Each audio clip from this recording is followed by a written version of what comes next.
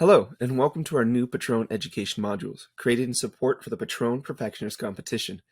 Across this new look program, we'll offer unmissable insights from expert contributors, sharing their knowledge and passion on a wide variety of trend-leading subjects. Our aim across these seminars is to empower all of you, a new generation of passionate, inventive, and knowledge-hungry bartenders with the most inspiring, rewarding, and well-rounded training possible, so that you can go back to your bars and start work on the next PATRÓN Tequila Classic cocktail. Our first module, Discovering Deliciousness, delves into Mexico's incredible diversity of ingredients and rich culinary culture, as well as advice on finding and using the special ingredients close to where you live. We'll even reveal a new resource we've created to bring our global drink community closer to the incredible ingredients Mexico has to offer. Listo looks to the exciting future of experiential cocktail garnishes, how to awaken your guests' senses and build a unique PATRÓN drinking experience in your bar. Now on to today's session, Mastering the Elements. We'll cover how to think creatively about the flavor when building your next PATRÓN cocktail. My name is TJ Vong. I am the PATRÓN Ambassador for Colorado. It is my pleasure to present to you a unique education revolving around ingredients and cocktail preparation, to utilize your creativity in potentially a new way. I've competed in Perfectionist twice so far, once in 2018 and once in 2019, and at this time, it was the first time that the cocktail competition was launched in the United States, and it was divided into 3 different regions: East, Central, and West. In 2018, I traveled to Las Vegas to compete with my cocktail, the Lucid Dream, an interactive cocktail designed to feel dreamlike, utilizing PATRÓN, silver, treacle, cacao juice, dragon fruit, lime, and jasmine. It was garnished with a rock candy shell designed to be broken into to reach your cocktail. From Vegas, I was able to go to global finals at the PATRÓN Hacienda, where I competed against 19 other competitors in 17 other countries for the global title. It was an absolutely magical experience where ultimately many of us were classified as top 20 in the world. Even though I didn't take the title, I was able to connect and network with inspiring people from all over the world. Many I still stay in contact with today. Like any competition, the competitors are fierce, talented, and innovative, but I'm here to provide you with as much detail and knowledge as possible to prepare you for the moments to come. So let's get started. So to the Mastering the Elements, what is your favorite cocktail? It's a question your guests will have asked you hundreds of times over the course of your career. Whatever your answer is, I'm going to guess it'll be a classic recipe that you can order almost anywhere. Satisfying simple serves, often made up of 3 or 4 elements, these classic drinks are prized by bartenders for their clarity of flavor. This doesn't necessarily mean that the more complex signature drinks you create for your bar's menus will lack clarity of flavor, but whether they do or not is often down to the decision you make while preparing and processing ingredients. Bartenders today have never had so much access to the techniques and technology of flavor. Indeed, at the upper end of our industry, bars' prep spaces are beginning to look less like kitchens and more like science labs. The scale and complexity of their work sometimes requiring the attention of full-time members of staff. More humble techniques for extracting flavor are also being rediscovered, with the pressure of some bartenders' prep time requiring them to do not only work towards quality, but also efficiency. The bounty of possibility can sometimes feel a little intimidating. Once you've found an amazing natural ingredient to put into a cocktail, how do you know how to process it to unlock the flavors you're looking for? It's possible to process a single ingredient into 2 different ways and get 2 totally different flavors. Frustratingly, it's also possible to pick up the wrong process and ruin an ingredient entirely. True mastery of the element of flavors of cocktails comes with experience, but through the session we'll share today, we'll set you up with a head start. Originally from Naples, Italy, Giulia Cucurulo originally trained as an architect before choosing the bar as her main creative outlet. Following her passion first to London, then to Paris, she returned to the English capital in 2018, joining the team at the legendary Artisan Bar. After carrying off the PATRÓN Perfectionist Global title in 2020, Giulia now leads Artisan as its head bartender. And since starting in the drinks industry a decade ago, Roxanne Rock has accumulated a wealth of experience on either side of the bar. After a period of living in Oman, she returned to her native South Africa, a stint in that country's vivid wine trade leading to her current role representing the Bacardi portfolio, which includes Patron Tequila, as a national brand ambassador. To understand the context in which we're working today, let's start off by looking at how bartenders have harnessed flavor to the craft of their own ingredients throughout history. Welcome to a brief history of the prep shift. While not specifically a product of bartenders, Hippocrates is among the earliest examples of the infusion in action. Popular across the Roman Empire, herbs and spices like ginger, grains of paradise, and long pepper were allowed to rest in wine, the resulting infusion being strained through Hippocrates' sleeve and sweetened with honey. It's a process first recorded in the 12th century, but should all sound all too familiar to all of you. Let's dive a little deeper into the history of the prep shift, the dawn of the cocktail. As our focus today is on extracting flavor and using it in cocktails, this is where we'll start. The drinks of this era were so simple, as the author David Wondrich revealed in his book Imbibe, early punches for one contained little more than spirit, spices, and a lump of unrefined sugar. While addition of spices quickly evolved to the use of bitters, the primary focus of these cocktails were made purely to render rough spirits palatable. As we progress to the Jerry Thomas's Bartender's Guide, the father of American mixology, the first book to catalog the massive leap forward in understanding flavor taken by bartenders during the 19th century.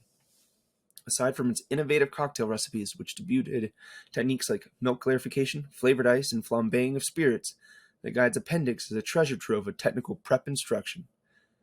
One highlight sees Thomas explain how to make 10 different types of plain sugar syrup, to the progression of the soda fountain, originally imagined as mechanisms that could turn a pharmacy into a social space capable of stealing trade from local bars. American soda fountains and the soda jerks who manned them were a crucial alternative source of beverage flavor innovation in the early 20th century. Taking full advantage of their pharmacist's inventory, their house drinks were bolstered by acids, fruit concentrates, minerals, and essential oils rather than the natural ingredients of old. This guided us into the Dark Ages. This retreat from the natural and embrace of heavily processed, off-the-shelf ingredients reached its global zenith in the 1980s and 90s when a bartender could expect their prep task to include little more than thinly slicing a lemon and refilling a sour mix gun. Eventually we made it to the modern age, or the modern era, following the global rediscovery of the joy of simple classic cocktails prepared with fresh citrus juice at the start of the 21st century.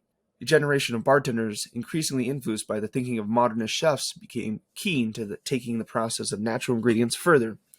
Increased ingredient availability, combined with funding for equipment that was previously the preserved for scientists, led to the proliferation of the bar lab. So now that we've understood a little bit about how bartenders' ingredient prep has evolved through the ages, we're going to turn our focus to the techniques themselves. Julia shared some advice on approaching the ingredient prep phase of a new drink. Before you start any ingredient prep, think clearly about the final drink. Key flavors, supporting flavors, the drink style, and dynamics. If you don't have a clear end goal, you're going to waste a lot of time and effort and product. The next time you create a drink, try asking yourself these 4 questions before any ingredients are processed. What do I want the key flavor of my drink to be? This flavor is going to be the one that catches your guest's eye and prompts an order. So make sure this flavor is big, bold, and unsubtle, enough to leave an impression. As Julia told us, if I order a drink for one particular flavor that's caught my eye, there's nothing more upsetting than not being able to find it in the drink. If it's there, but there's too much other stuff piled on top, then why bother? As we're focusing here on flavor rather than ingredients, think for a second about that distinction. A thoughtful bartender reaches for the bottle of Patron Silver not because they want their drink's key flavor to be tequila, but instead for its earthiness, grassiness, bright citrus, or even pepper notes. One ingredient can contain a multitude of flavors. What do I want the supporting flavors of my drink to be? These will be chosen to either complement or contrast with the key flavor you've chosen. Again, try to think in the terms of flavor rather than ingredients. You might want to complement those citrus tones in Patron Silver with red fruit flavor. But the red fruit tones in Ethiopian coffee might harmonize better than actual red fruit. Once you've gathered a selection of the ingredients you think are going to deliver the flavors you need, try this little exercise. Take the ingredient that you'd like to provide your drink's key flavor in your left hand and place it just underneath your left nostril. Take one of the ingredients you'd like to use as a secondary flavor in your right hand and put it a foot or so away from your right nostril. Close your eyes and slowly move your right hand towards your right nostril, smelling gently. Notice how the aromas combine and balance against each other. If they feel balanced when they're both directly under your nose, that's a good sign. You'll need to use roughly equal amounts of them in your cocktail. If one aroma hugely overpowers the other, think about how that might influence how you use it in the final drink. You might consider using the weaker element as a tall drink's lengthener, for example, or to tame a potent element by infusing it into a tincture that's only added to the drink in tiny dashes. This is by no means a scientific technique, but it is a brilliant way to get an idea of the relative potencies of the flavors you'll be working with and how you might process them. What style of drink will I be making? For many bartenders, this decision is the first one they'll take when creating a new drink. However, when building drinks flavors first, think about moving it later into your creative process. You don't want to paint yourself into a corner. Obsessing over creating a short, stirred down serve, for instance, when many of the flavors you're keen on are best expressed in delicate, voluminous infusions, consider again whether you're keen to complement or contrast the flavors you've settled on through your choice of drink style. A fresh juice sour might feel like the natural expression for the citrus and red fruit combo mentioned earlier, but is adding citrus to citrus really building flavor? Preserving clarity in a bright twist on an old-fashioned might yield better results. What dynamics will I need in my drink? This final question is also the simplest to answer.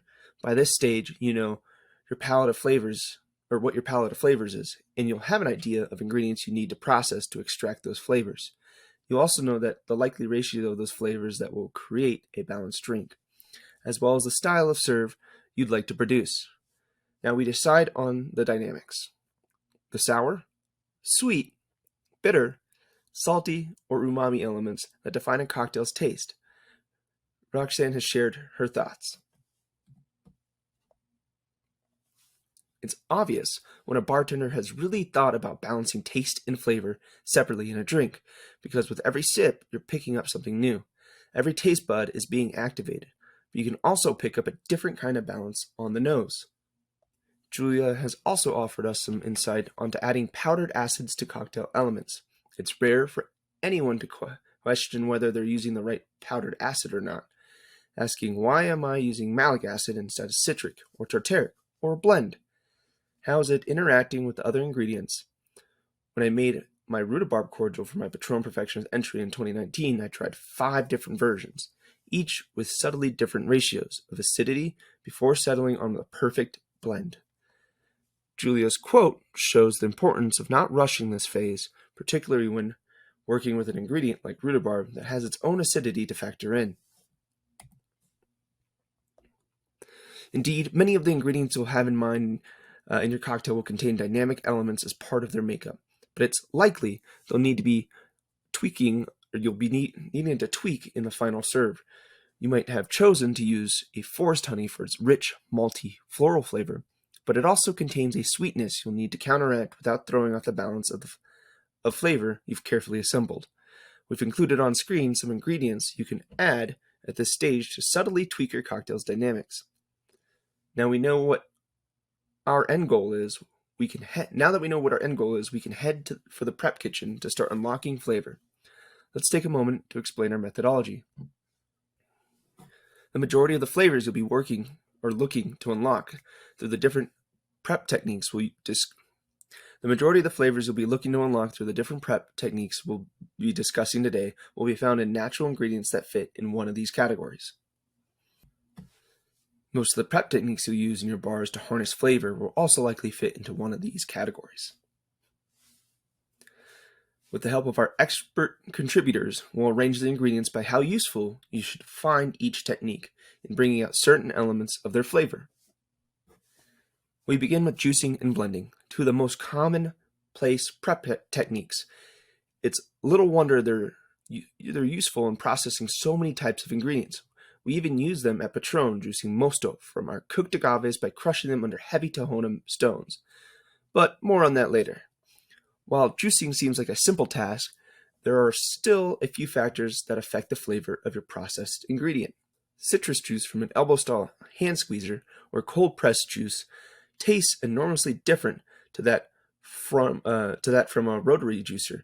When using this juicing method, much of the oil that is squeezed out of the citrus skin washes into the juice, leaving it bursting with notes of perfumed spices, pine resin, and warm florals. If these aren't the flavors that you're looking for, juice with a rotary juicer. The choice of juicer also comes into play when working with berries and more subtle tropical fruits like mango and papaya. When cold pressed, the juice of these fruits contains an unmistakable floral character, rose and violet in berries, orange blossom or jasmine in tropical fruits. More aggressive centrifugal style juicers or blenders often generate a considerable amount of heat when operating, sufficient to lend berry or tropical juices a jammy, cooked fruit flavor and to remove their delicate floral notes altogether. Unsurprisingly, juice isn't super useful for drying flavor from drier ingredients, but blending can be a brilliant way to extract flavors from nuts and seeds into liquid. Try making a milk by adding your nut or seed of choice to a blender along with water in a 1:8 ratio. Blend the two until smooth and then strain away the solids. You'll be left with an unmistakably creamy liquid due to the emulsion of these ingredients' fatty oils. The second prep shift we're putting under the microscope is toasting and roasting. Whether your ingredient is in a pan or on an induction burner, in an oven, or even over an open flame, the flavor teased out of it by toasting or roasting is a result of the Maillard reaction, also known as the browning reaction. You're witnessing this irreversible chemical change whenever you watch bread bake, coffee beans roast, or meat sear. The reaction occurring when amino acids and sugars are introduced to direct heat. It's no coincidence that the ingredients rich in both are those we find most useful to the toast and roast. The flavor transformation of nuts and seeds in the presence of heat is incredible. While unroasted almonds, hazelnuts, and walnuts offer a slight woody creaminess and not much else, roasting reveals tones of dried fruit, smoke, and sulfur. Perhaps it's easier just to say roasting nuts makes them nuttier. Sesame seed, in particular, totally changes its profile when toasted, taking on a darker, malty character and pronounced sulfurous. The second prep technique we're putting under the microscope is toasting and roasting. The Maillard reaction also occurs in fats, most famously in burned butter. When carefully heated in a deep pan, butter's creamy character darkens to take on a wealth of nutty notes. The sheer amount of sugar contained in the flesh of tropical fruits makes them a great candidate for roasting.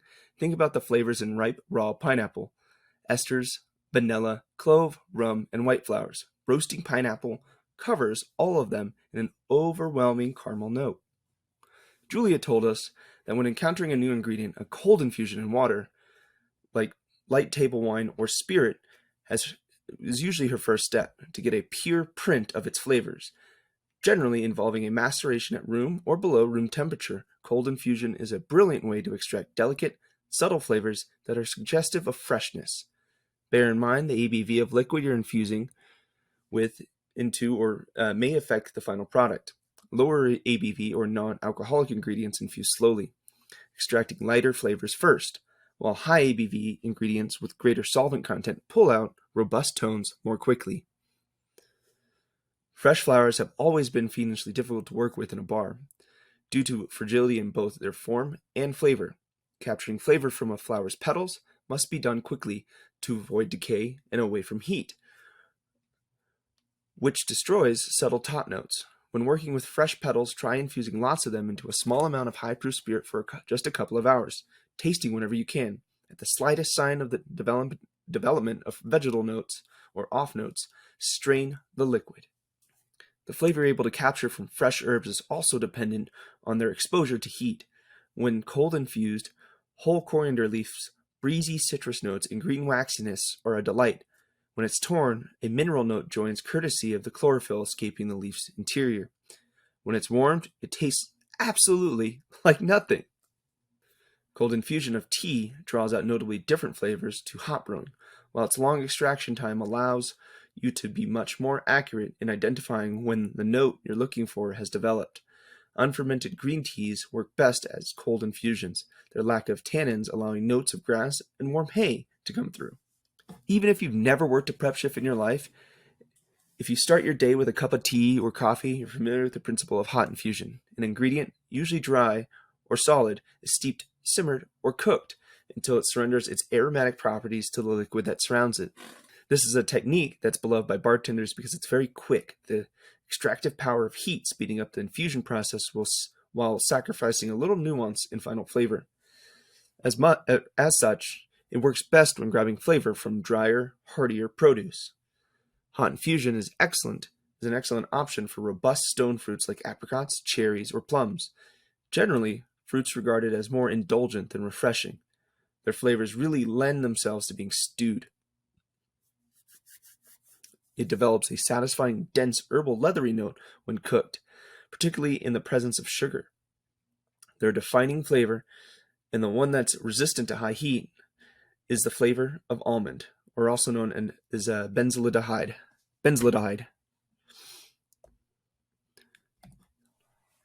Starchy vegetables like sweet potato or beetroot also deliver their finest flavor via very hot infusions, usually because they actually require cooking to release their signature sweet earthiness. Julia sounded a very personal note of caution when it came to using mint as part of hot infusion. I'm obsessed with how many different flavors you can get out of mint, torn fresh over a falafel. I love it. In a mint tea, not my favorite. The darker toned, slightly balsamic notes mint shows off after hot infusion are certainly loved by many. But if Julia ends up judging one of your PATRÓN Perfectionist challenges, you might want to remember her preference. A technique and technology that's only come to prominence in the bar world in the past 5 years or so.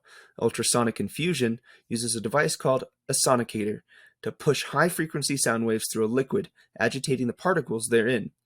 As a speedy, high-intensity infusion method that also doesn't apply heat to either liquid or infusing ingredient. It's incredibly versatile. Offering all the benefits of a cold infusion in a fraction of the time, ultrasonic infusion is perfect for extracting fresh notes from green herbs and delicate perfumes like flowers. Think twice about using it with fermented black teas, however. The assertiveness of the infusion makes it all too easy to extract the astringent and phenolic notes in an accidental overbrew. It's useful in preserving clarity of flavor from fragile ingredients aside.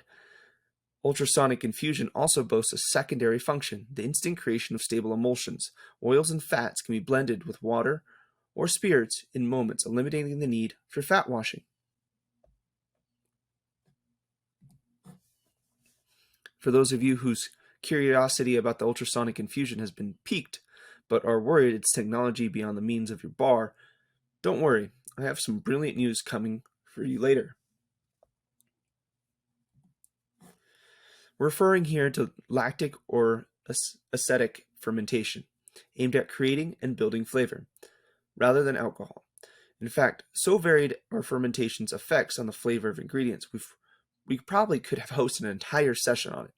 Laws governing the sale of house fermented products vary hugely depending on where you are in the world, so be sure to check you're permitted to do so before getting started. Stone fruit flavors transform during lactic acid fermentation, with peaches and plums developing a headier, almost tropical fruitiness, as well as a complex umami. The almond flavor that's presented in stone fruit also pairs wonderfully with the milk or buttery character that develops as fermentation converts their sugars to lactic acid. Pineapples are actually capable of fermenting spontaneously in your fruit bowl, so sugary is their flesh that the wild yeast floating around your bar can begin converting pineapple's greener vegetal notes into a yeasty, boozy flavor you'll recognize if you've ever made to pache. It's suggestive of fresh bread or even eau de cologne. This process actually has an agave equivalent, pulque, an ancient drink based on ambient fermented agave sap, and is still popular today in rural Mexico. Kefir is a simple fermentation of dairy or nut milk that's useful for creating an ingredient that contains both richness and sourness at the same time. Try cold infusing your milk with stone fruits or spices before fermentation, and the process will evolve their flavors too. Two techniques beloved by bartenders for their ability to change a drink's look or texture, as well as its flavor. Fat washing and clarification applications are actually quite limited. We're discussing them today in terms of how they make specific flavors more accessible to you. A technique nearing its 15th anniversary, the fat washing of spirits is now a mainstay of bar prep all over the world. First made famous by bartenders working butter, olive oil, or even animal fats in their cocktails, the proliferation of easily available alternative oils has opened up new possibilities. Try washing PATRÓN, Reposado, and extra virgin avocado oil. The earthy agave and warm oak notes pair incredibly with the oil's subtle mushroom and nut flavors. Fat washing also allows you to build volatile notes from flowers, teas, and herbs into spirits via an ancient perfumer's technique called enfleurage. In enfleurage, an oil is used to capture the essence of another ingredient. The fact that the oil functions as a barrier to oxygen means that the other ingredient doesn't spoil as quickly, meaning it's particularly useful when working with fresh petals. Try using enfleurage to capture the penetrating musk of rose petals in extra virgin olive oil before using it to wash PATRÓN Silver, a perfect partner for both ingredients. Milk clarification of liquid ingredients or whole cocktails has an even longer history, with recipes dating back to the 19th century using milk to render opaque liquids. Clear never loses its novelty, but the process also leaves a legacy on a cocktail's flavor. Fatty acids in milk neutralize bitterness. Try milk washing a bitter aperitif-style cocktail like a rosita to see how flavors change. The final process we'll be focusing on is distillation. Distillation can either occur at low temperatures using a rotary evaporator or high temperatures using more of a rustic tabletop still. For reasons of safety, we advise against distilling any liquids other than water or spirit in a rotovap, and any liquids that aren't water in a tabletop still. Regulations governing the compounding of alcohol differ according to region, so ensure you're properly licensed to create and then sell these ingredients in your cocktails. Ensure that those who are acquiring and utilizing the equipment and outputs are working within the regulation of alcohol licensing and government bodies or guidelines. Rotovaps are exceptionally good at capturing hyper-specific flavor notes from ingredients because their distillation runs can be cut, for instance. A distillation of a vanilla pod-infused spirit displays distinct notes of white flowers and grass were you to stop the machine and collect the liquid in the first few minutes. The middle section of the run exhibits the flavor of clove, while the final drops are incredibly dry and woody, tasting remarkably of tobacco. Hydrosols are distillations of infused water and are great fun to prepare in a tabletop still. Because these stills require direct heat, they're not an option for extracting fresher flavor from herbs, flowers, or teas, but they do come into their own when used with citrus peels and dry spices. Take a hydrosol made from mandarin peel, for instance. Not only is the resulting liquid drenched in the fruit's signature herbaceous notes, the heat in the still brings about a Maillard reaction in the peel's oil during the distillation, lending the second half of the run an incredible candied fruit character. If you're thinking of investing in a rotovat for your bar, Julia offered this advice. Buy the biggest distilling flask you can afford. If your flask is twice the size, your prep shift takes half the time. Julia has created a new PATRÓN cocktail that shows off 3 distinct sides of one of her favorite ingredients, fig leaves. By using a 3-day cold infusion of whole fig leaves into water, she was able to extract the brightest, most delicate perfume notes. adding sugar and acids to this resulting liquid to make a cordial. Knowing there's a natural kinship between Patron Silver, fig leaf, and olive oil, Julia mixed the three and allowed a brisk 5-hour infusion, which she then left in a freezer overnight to separate. Once strained, this fat-washed Patron Silver had extracted a sweet honey note from the fig leaves and a savory depth and silky texture from the oil. Finally, Julia blended the fig leaves with a neutral spirit and distilled it in a rotovap at just 20 degrees Celsius.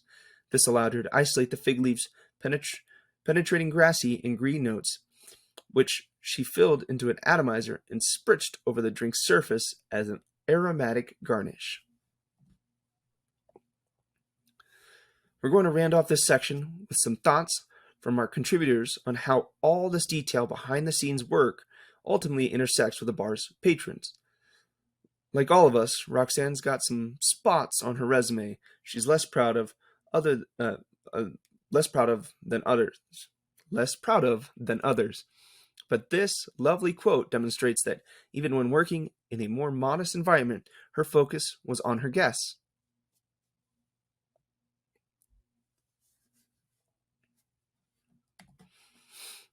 A less discussed aspect of bars with a heavy emphasis on prep is how the methods they use impact nightly service. At Julia's bar, Artisan, speedy service is maintained even when the bar is incredibly busy.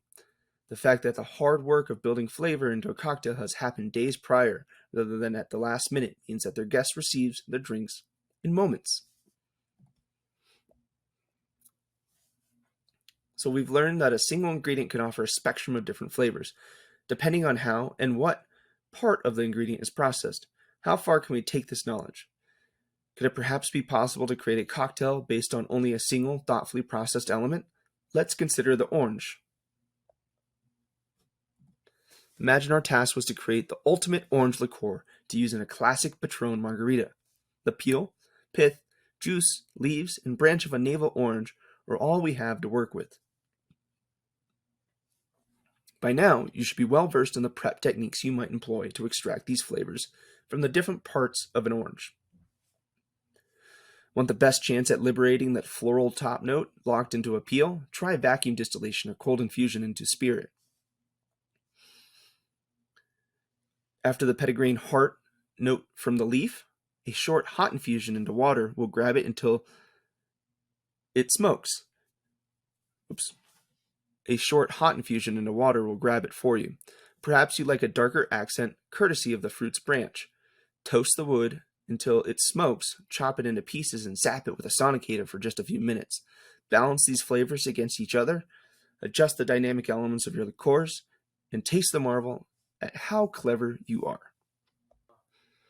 So we've discussed how the choices you make as a bartender build flavor in your Patron cocktails, but how do the choices we make in how we produce Patron build flavor into our liquid? As you'll have found out in our Discovering Delicious module, the flavor of Patron begins in agave fields, where our time-honored relationships with agave-growing families ensures we've always got the best quality crop to work with. Humidors prep the agaves out in the field by expertly slicing off their spiky pencas. These hardy leaves needn't go to waste. They're commonly woven into mats or rugs. Back at the Hacienda Patron, the agaves are sliced evenly and the collos removed. This leafy mass at the center of the plant's head can cause bitterness if left attached.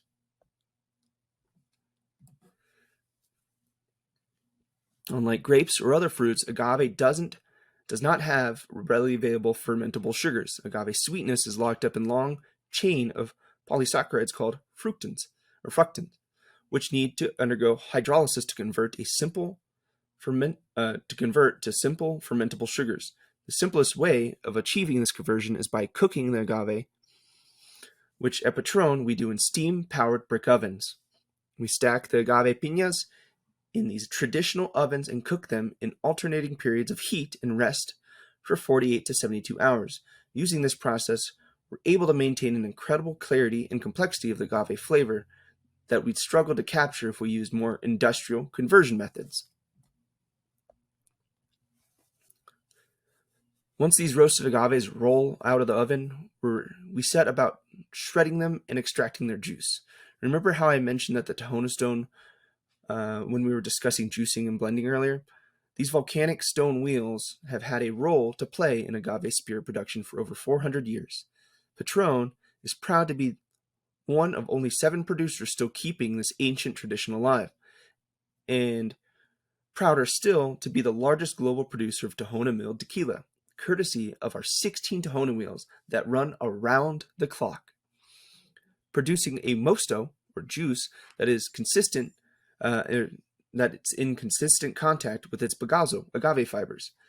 It's said Tahona milling produces notes of earthiness and tropical fruit in the resultant spirit. At PATRÓN, we produce 2 different styles of tequila from 2 different production processes, the majority of which we blend together before bottling. This divergence begins at the milling stage, as we crush some of our agaves in a roller mill. In this process, roasted agave is run through a series of 5 rollers to be broken down, after which the agave fibers are rinsed with water to release fermentable sugars, which are collected below the device. In swiftly separating juice from fiber, it contributes vegetal and citrus fruit flavors to the resultant spirit. All fermentation at PATRÓN takes place in small wooden tanks made from pine wood planks. These have become extremely rare in the tequila industry because they require meticulous cleaning after each use and must be replaced every 4 years.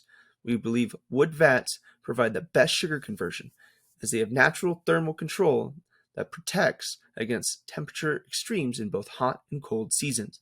Fermentation is kicked off by the addition of PATRÓN's own proprietary yeast strain.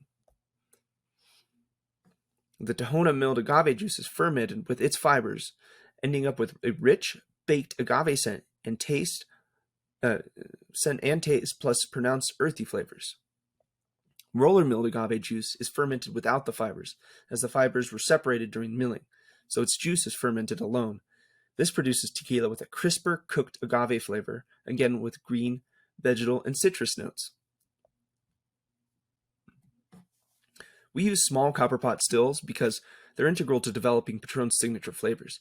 We distill the Tahona and roller mill tequila separately and differently, resulting in 2 distinct liquids that, when combined, become PATRÓN Silver.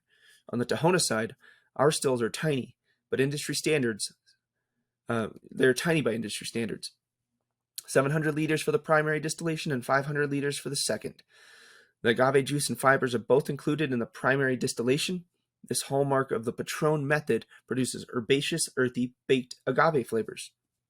On the roller mill side, our stills are slightly larger, but still small for the industry, around 2,500 liters primary and 1,500 liters secondary. The more squat shape and long neck help bring out fruitier, sweet characteristics. To produce PATRÓN Silver, we simply blend the 2 resulting distillates and mellow their ABVs from still strength of 55% ABV to 40% using pure water from our deep well before bottling. For our age variants, we will fill our tequila into an array of different barrel types, where differences in wood varietal and toast level offer a huge variety of additional flavors. How big a part of the PATRÓN experience these barrels derived flavors will depend on how long we've left the tequila in the barrel. PATRÓN Reposado, for instance, is matured for just 3 to 5 months, preserving the spirit's lively, fruity freshness. Meanwhile, PATRÓN Añejo matures for between 12 and 15 months, and PATRÓN Extra Añejo for over 3 years, blending both of these old stagger notes of stewed stone fruit and coffee cake.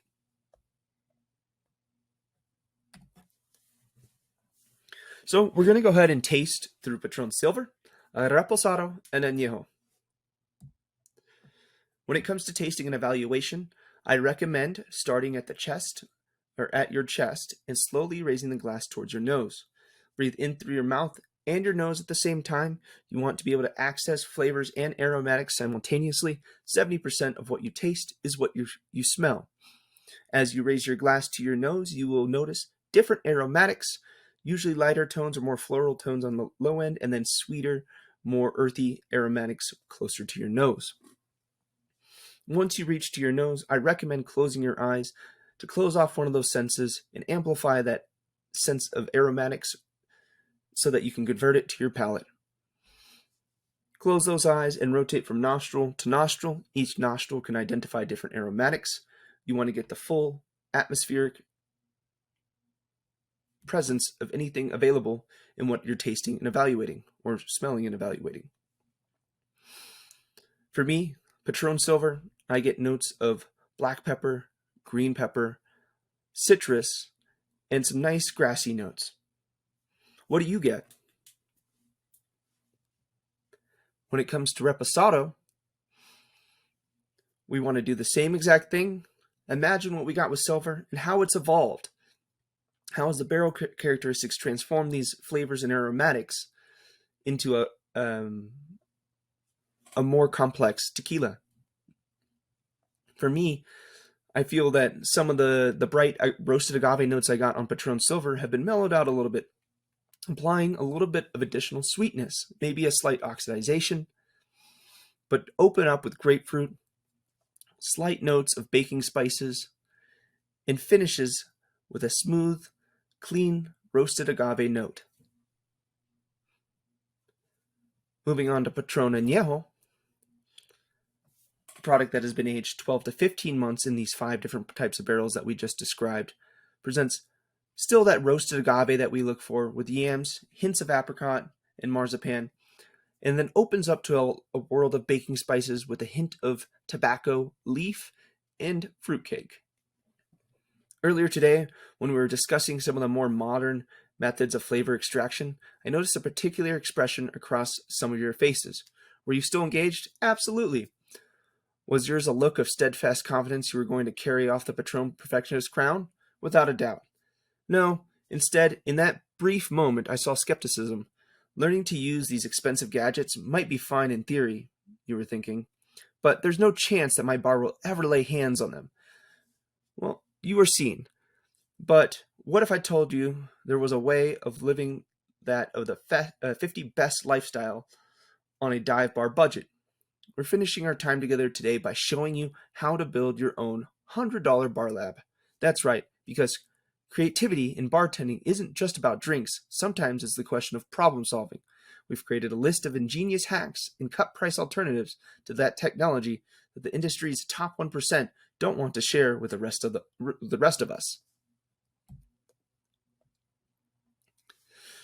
With new models costing anywhere from $2,000 to $11,000 in US dollars, and the replacement parts tricky to quickly source when they break, rotovapes can be as much as a curse as a blessing for the bars that rely on them.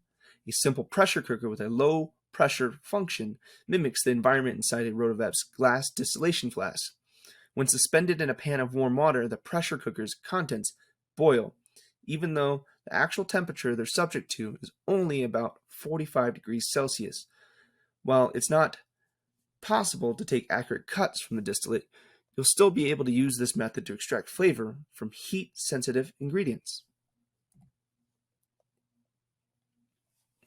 Useful for clarifying everything from fruit juices to fat-wash spirits, centrifuges spin liquids at such high speeds that the effect of the G-force causes their constituent parts to separate according to their density.